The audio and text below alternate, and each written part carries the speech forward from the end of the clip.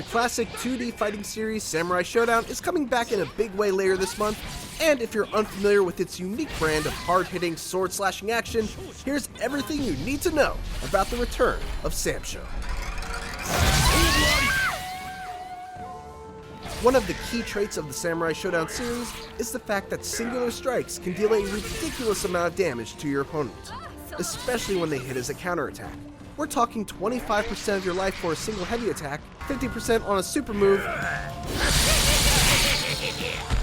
and if you're unlucky enough to get hit by an ultimate attack, kiss goodbye to 80% of your health. Because there's such a focus on singular strikes and counterattacks, the combo system in Samurai Shodown is virtually non-existent. There's a 4-button combat system featuring light attacks, medium attacks, heavy attacks, and kicks. But unlike most games, there's no flow that lets you combo lights into mediums and mediums into heavies. Lights are quick, low risk, low reward strikes that can stuff slower attacks. Mediums typically have great range and can be used as pokes. Heavies deal massive damage but come with the risk of being very punishable if blocked. And kicks typically add some sort of utility like a far-reaching low slide attack. There will be a total of 16 fighters at launch, with 13 of those being returning fan favorites like Yashamaru, Genjiro, and Earthquake. The remaining 3 are rounded out by 3 completely new characters. The new fighters include Darly Dagger, a pirate wielding a giant saw blade who can charge up her moves to take a hit in order to deal one massive strike of her own. Side note, she's also the rare fighter who can still deal massive damage despite losing her weapon. Wu Wuri Zhang, a Chinese warrior that fights using her shield and traps that she can sit on the ground, and Yashamaru Kurama, a ninja who seems to serve as the story mode's primary protagonist and has this ridiculous poke on his standing medium that can hit you from a football field away. Seriously, look at that reach. There will also be at least one season pass containing 4 downloadable characters, the first of which is planned to release in August. Most fighting games have some sort of meter governing super moves, and while Samurai Shodown is no exception, the rage gauge behaves a little differently than you might expect. For one, it only builds as you take damage, and once it's full, it will power up many of your attacks for as long as it's maxed out. It will only stay at max power for a limited time, however.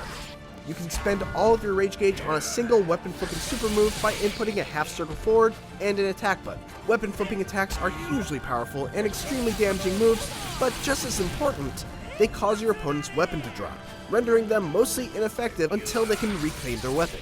Okay, this may not be a new thing to Samurai Shodown, but it's a cool mechanic that deserves special mention. With a weapon in hand, you can deflect an opponent's attack and leave them in a highly vulnerable state. And actually, if you deflect a heavy attack, you'll knock the weapon right out of their hand. But if you're feeling especially fancy, you can also deflect an opponent's attack while you're unarmed, which will cause you to catch the opponent's blade with your bare hands, disarm them, and then turn the game into a weird version of Street Fighter with no combos and really weak hits. You know that classic samurai trope where the dude rushes forward, there's a pause, and then all of a sudden he puts his sword in his sheath, and all the blood from the enemy starts spurting everywhere? That's an Isen in Samurai Shodown, and it's basically just as awesome. In order to perform an Isen attack, you first need to trigger a rage explosion by pressing light, medium, and heavy at the same time. While in Rage Explosion, your character will have all the buffs that go along with having a full rage meter, so you've got your enhanced moves, along with the ability to use your weapon flipping attack. The length of time the Rage Explosion lasts depends on how much life you have, so the less life you have, the longer the Rage Explosion lasts.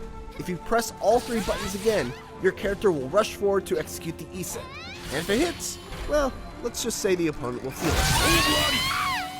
it. Regardless of whether it hits or doesn't, you'll still lose all of your rage meter after you use it. In addition to weapon flipping moves, Isens, and the usual garden variety of special moves, you also have access to an ultimate attack by inputting forward, half circle forward, and an attack button. What's really interesting about these is the fact that they are by far the most damaging move a character has in their arsenal, but they require absolutely 0 resources to use. The catch is that you only get access to them once per game, and if you blow it, you don't get a second chance. These moves are incredibly hard to land, but once you do, man does it feel good. Taking a cue from Killer Instinct's Shadow AI, in Samurai Shodown 2019, you can also create an AI version of yourself by simply playing the game offline in story mode or in the dojo. The game is constantly building your specific AI ghost based on your own playstyle, which you can then upload online. Likewise, you can download another person's AI to your system, allowing you to test your skills against an AI version of some of the best players in the world. And the final thing to know about Samurai Shodown is that it's coming out very soon, June 25th to be exact. Look out for our full review when that time comes, but until then, make sure to check out our gameplay videos featuring the newest character, Yashamaru, along with returning veteran Tam Tam.